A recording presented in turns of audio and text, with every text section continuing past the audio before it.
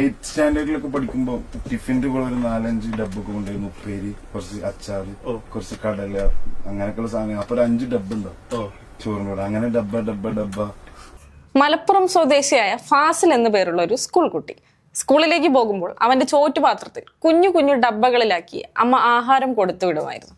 ഡബ്ബകളുമായി സ്കൂളിലെത്തി ആഹാരം കഴിക്കുന്ന കുഞ്ഞു ഫാസിലിനെ കൂട്ടുകാർ ഡബ്ബ എന്ന് വിളിച്ച് കളിയാക്കാൻ തുടങ്ങി. ആദ്യമൊക്കെ ഈ ഡബ്ബ എന്ന് പേര് കേൾക്കുമ്പോൾ കുഞ്ഞു ഫാസിലിന് ഭയങ്കര ദേഷ്യം വരുമായിരുന്നു. ഈ കുഞ്ഞു ഡബ്ബയാണ് പിന്നീട് മലയാളികളുടെ എല്ലാം ദക്ഷിണേന്ത്യയിലെ മുഴുവൻ ആരാധകരുടെയും ഇഷ്ടം പിടിച്ചു പറ്റിയ പല ഹിറ്റ് പാട്ടുകൾക്ക് പിന്നിലുള്ള ഡബ്സിയായി മാറിയത്.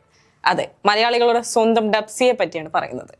തല്ലുമാല എന്ന ചിത്രത്തിലെ മണവാളൻ തഗ് എന്ന ഗാനത്തിലൂടെ റാപ്പർ എന്ന നിലയിൽ അദ്ദേഹം തന്റെ സിനിമ അരങ്ങേറ്റം കുറിച്ചു. വിവാഹത്തിന് ശേഷം ഒട്ടുമിക്ക എല്ലാവരെയും പോലെ തന്നെ ഫാസിൽ UAE ഒരു പരമ്പരാഗത ജോലി ചെയ്തു പോന്നു.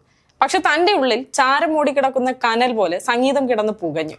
സംഗീതത്തോടുള്ള ശക്തമായ അഭിനിവേശത്തെ തുടർന്ന് ജോലി ഉപേക്ഷിച്ച് റാപ്പിംഗിലേക്ക് തിരിയുകയായിരുന്നു.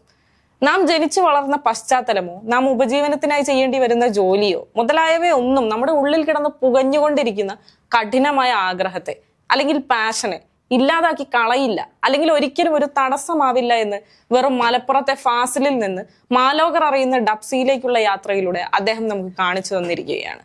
വാക്കുകൾ കൊണ്ട് അമ്മാനമാടാൻ കഴിയുമെങ്കിലും എന്ത് ചെയ്യണം, എങ്ങനെ ചെയ്യണം എന്നറിയാതെ പകച്ചു നിൽക്കുന്ന യുവതലമുറയ്ക്ക് തീർത്തും ഒരു പ്രചോദനം തന്നെയാണ് ഡബ്സിയും അദ്ദേഹത്തിന്റെ ഗാനങ്ങളും. ഗാനങ്ങളുടെ വരികൾ എന്നും കേൾക്കുമ്പോൾ ചെവിക്ക് മാധുര്യം അനുഭവപ്പെടേണ്ടവയാണ് എന്നൊരു സ്റ്റീരിയോ ടൈപ്പ് പൊളിച്ചെഴുതാൻ മുൻകൈ എടുത്ത ആളാണ് നമ്മുടെ സ്വന്തം ഡബ്സി. ചെയ്തു വെച്ച ഓരോ പാട്ടും ഒന്നിനൊന്ന് മാസമായതിനാൽ ജനങ്ങൾ ഇരുകൈയും നീട്ടി സ്വീകരിച്ചത് ഇതാണ് അല്ലെങ്കിൽ ഏതെങ്കിലും ഒരെണ്ണത്തിനെ ചൂണ്ടി പറയാൻ വയ്യ. അദ്ദേഹത്തിന്റെ മലബാറി ബാങ്ങർ, മണവാളൻ തഗ്, ഇല്ലുമിനാന്റി അങ്ങനെ എല്ലാം പ്രേക്ഷകർ നേരെ തങ്ങളുടെ ഹൃദയത്തിലേക്കാണ് എടുത്തു വെച്ചത്. ആളുകളെ നിശബ്ദരാക്കുന്ന അടിച്ചമർത്തലുകൾക്കെതിരെയുള്ള പ്രതിഷേധത്തിന്റെ ഒരു രൂപമായി മാറ്റുകയും റാപ്പ് സോങ്ങുകൾ കൃത്യമായി പ്രശ്നങ്ങളെ അതിന്റെ തനതായ രൂപത്തിൽ വരച്ചു കാട്ടാനും വേണ്ടി ലോകമൊട്ടാകെ ശ്രമങ്ങൾ നടന്നിട്ടുണ്ട്.